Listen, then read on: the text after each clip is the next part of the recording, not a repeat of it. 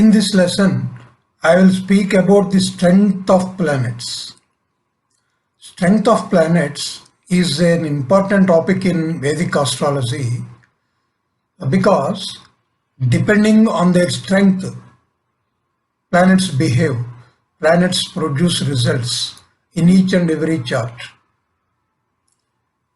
If it is not for strength of a particular planet, it would give similar results for each and everybody. Depending on the status they acquire in the natal chart at the time of birth, planets would produce results during the main periods, during the sub-periods, and during the periods of their yogas. First of all, what are the planets that we deal with in astrology? We have 9 planets, including the 2 shadowy planets, Rahu and Ketu, or dragon's head and dragon's tail, or northern node and southern node. Including Rahu and Ketu, all the 9 planets have been divided into 2 categories: natural benefic planets and natural malefic planets.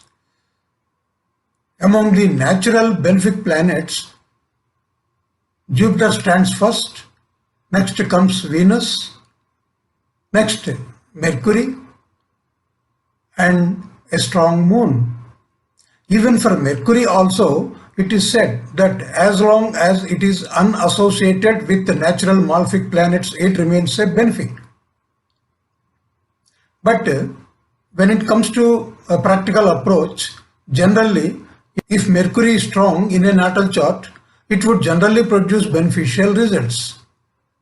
Okay, that's a different matter. But now, what are the malefic planets? What are the natural malefic planets?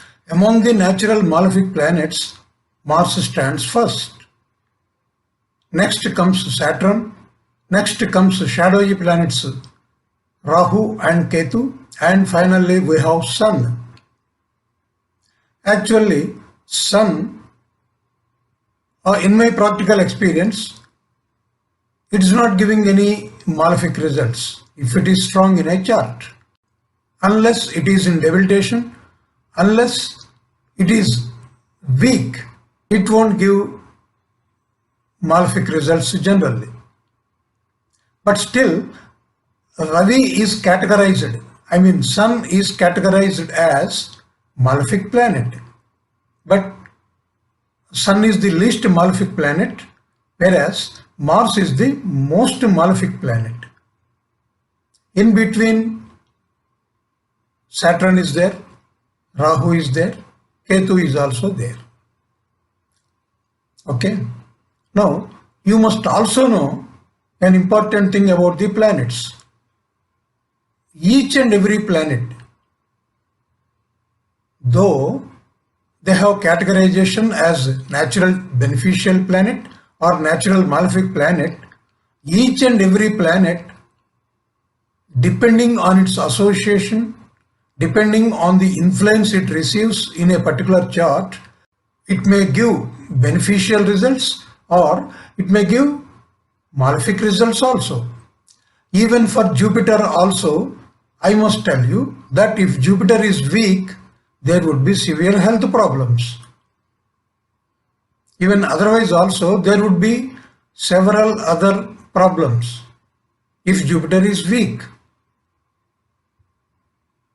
So, the fundamental rule for any planet is, irrespective of their nature, a benefic planet, a natural benefic planet or a natural malefic planet, irrespective of their natural quality, each and every planet should possess of good strength. The best strength for any planet is its exaltation. If it is situated in debilitation sign, it would be weak.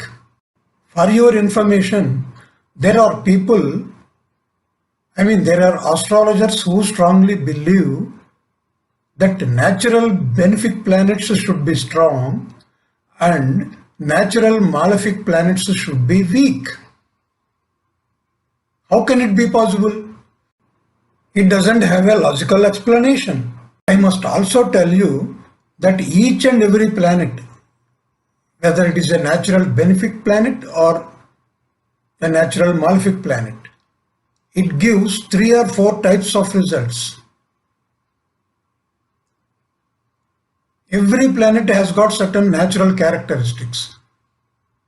Again, except Rahu and Ketu, each and every planet, all other 7 planets, own different houses, own different signs. You may argue that since Mars is a natural malefic planet, it should be weak in a chart.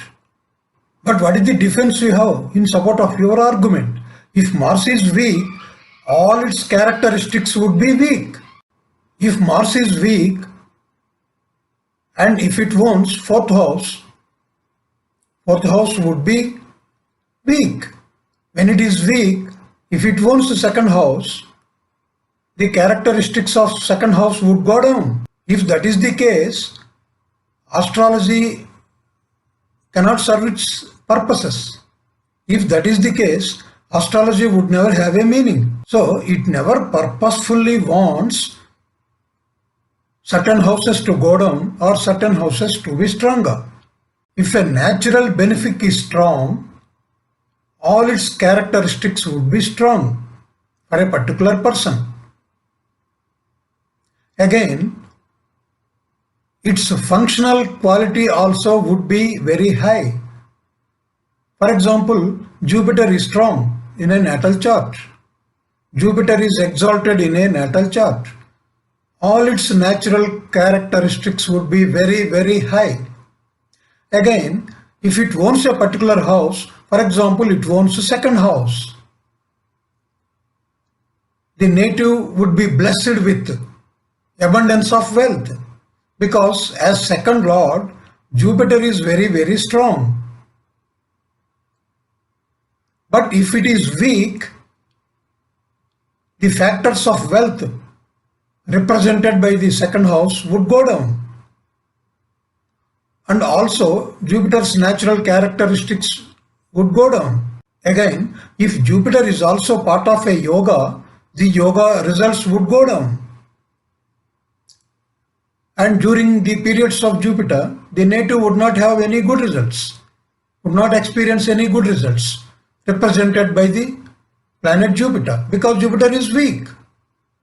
If Jupiter is strong, all its natural characteristics would be in full display.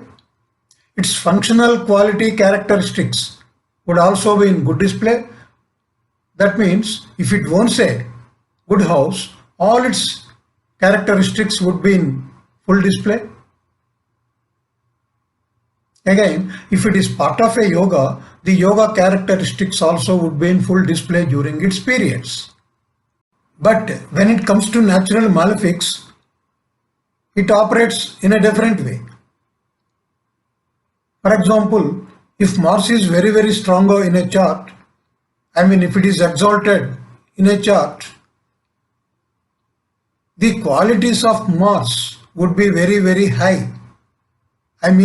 Mars also has got certain positive characteristics. And what are the positive characteristics of Mars? Courage, confidence, generosity, fighting spirit, leadership qualities, dynamism. There are several other qualities.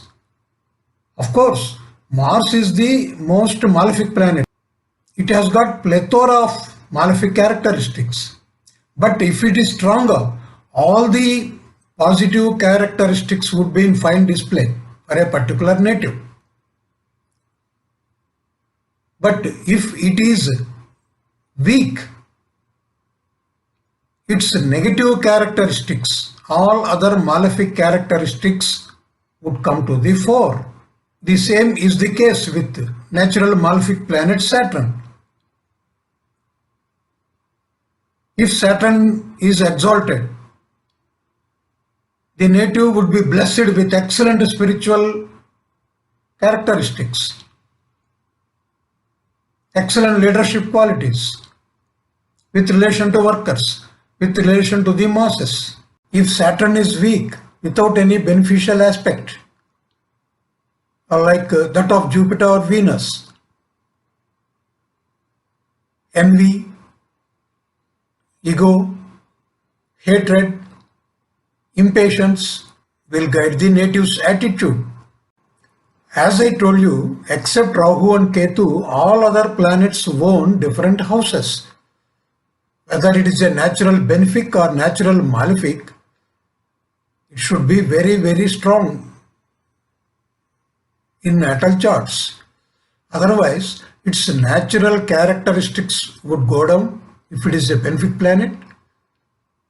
If it is a malefic planet, all negative qualities of that particular malefic planet would come to the fore.